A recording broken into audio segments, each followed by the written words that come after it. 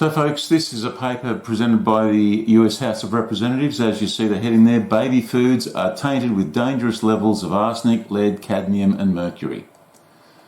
You can see there, again, the Subcommittee on Economic and Consumer Policy, Committee on Oversight and Reform, US House of Representatives. This paper was made public on February 4th, 2021. Absolutely current. It is, at this point, about 2 weeks old. Inorganic arsenic, lead, cadmium and mercury are toxic heavy metals. The FDA and the WHO have declared them dangerous to human health, particularly to babies and children. On November 6, 2019, the subcommittee requested internal documents and test results from 7 of the largest manufacturers of baby food. 4 of the companies responded. Walmart, Campbell and Sprout Organic Foods refused to cooperate. So what are the findings? Commercial baby foods are tainted with significant levels of toxic heavy metals.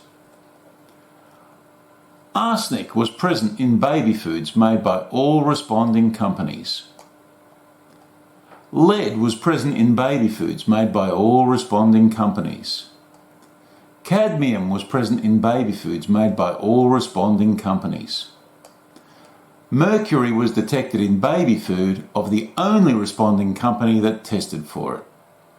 And the implication surely is that it's present in all the other respondents and also in the 3 that refused to cooperate. But of course, 3 refused to cooperate, and of the 4 that did cooperate, 3 never bothered to test for mercury. And that's why they can't report that they found mercury in their food product.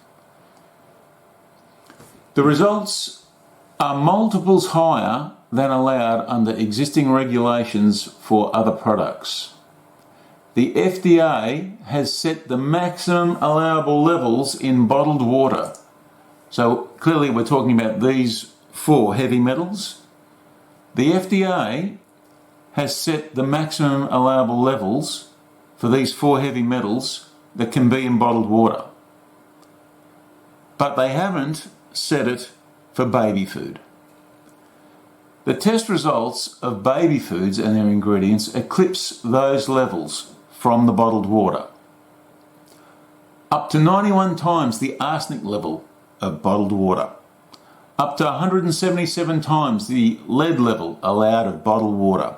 Up to 69 times the cadmium level allowed in bottled water, and up to 5 times the mercury level allowed in bottled water. Walmart, Sprout Organic Foods and Campbell refused to cooperate. Their lack of cooperation might obscure the presence of even higher levels of toxic heavy metals. You don't say. The FDA took no new action in response. Now, I just point out that this has become a little bit political. You can see that they've put here, if I can highlight it for you, the Trump FDA. It's not the Trump FDA, it's the FDA. Supposedly they're an independent organisation. So it's not the Trump FDA, that's just an attempt to politicise this report. The report has come out in February under the Biden administration. So I think it's a deliberate attempt at politicisation. I'm not a Trump supporter, I'm not a Trump opposer, I'm really not wanting to get into the politics. I just want to point out that there has been an attempt to spin all the damage from this towards Trump, instead of where it really belongs, which is at the FDA. So it's trying to imply that somehow Trump has influenced the FDA not to take any action, which is nonsense. The FDA has chosen not to take any action, and they've chosen to do that for 30, 40, 50 years. So, the FDA took no new action in response. Manufacturers are free to conduct no testing at all. FDA has only finalised one metal standard for one narrow category of baby food, setting a 100 ppb inorganic arsenic standard for infant rice cereal. But this FDA standard is far too high. And I just want to point out how high it is. It's 100. This is for infant rice cereal only, and they've set a limit of 100 parts per billion for inorganic arsenic. Let's just go back to the bottled water up here, which I'll find shortly, and see what was the parts per billion of inorganic arsenic permitted in bottled water? 10. So the FDA has determined that 10 parts per billion of inorganic arsenic is the maximum permissible for safety in bottled water, but in baby food the limit they've set is 10 times that level, or 100 parts per billion. So the FDA, in whom you are being asked to place your trust, whose definition of rigour you are being asked to consider is adequate, this same FDA thinks that it's adequate and rigorous to permit baby food to contain 10 times the level of inorganic arsenic that bottled water has. Moving back to where we were, the subcommittee makes the following recommendations. FDA standards. FDA should set maximum levels of toxic heavy metals permitted in baby foods, because as things stand at the moment, the FDA has no maximum level of toxic heavy metals permitted in baby foods. They have not bothered to set any standard for toxic heavy metal levels in baby food. Baby food manufacturers hold a special position of public trust. Yes, they do. Consumers believe that they would not sell products that are unsafe. Consumers also believe that the federal government would not knowingly permit the sale of unsafe baby food.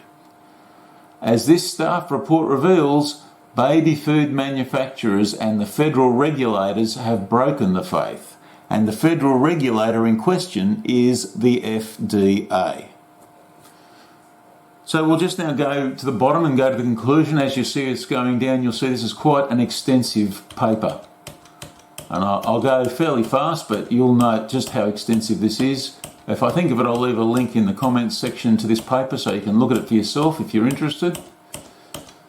On and on and on we go with facts and data that they used to compile this paper. I'll go a bit faster now because it's getting... And here we are at the conclusion. The subcommittee's investigation proves that commercial baby foods contain dangerous levels of arsenic, lead, mercury and cadmium. Manufacturers knowingly sell these products to unsuspecting parents. They know that these products have dangerous levels of heavy metals. They still sell them. On August 1st, 2019, FDA received a secret slide presentation which revealed that finished baby food products contain even higher levels of toxic heavy metals than estimates. So the FDA was made aware of this on August 1st, 2019. That is more than 18 months ago. And what is their response to that? What is their rigour? To do nothing. They haven't stopped the sale of these products. They haven't issued an instruction to the manufacturers to clean their game up. Nothing. Nothing, nothing, nothing. The time is now for FDA to determine whether there is any safe exposure level for babies to inorganic arsenic, lead, cadmium and mercury, to require manufacturers to meet those levels. Amen to that. Before I became aware of this, I would have presumed that this would have been taken care of in the 1980s, perhaps even the 1970s. I would have thought that the FDA would have set maximum acceptable levels for heavy metals in baby food 40 or 50 years ago. But these blokes have known about this for 18 months and still can't get their thumb out of their backside to do anything about it.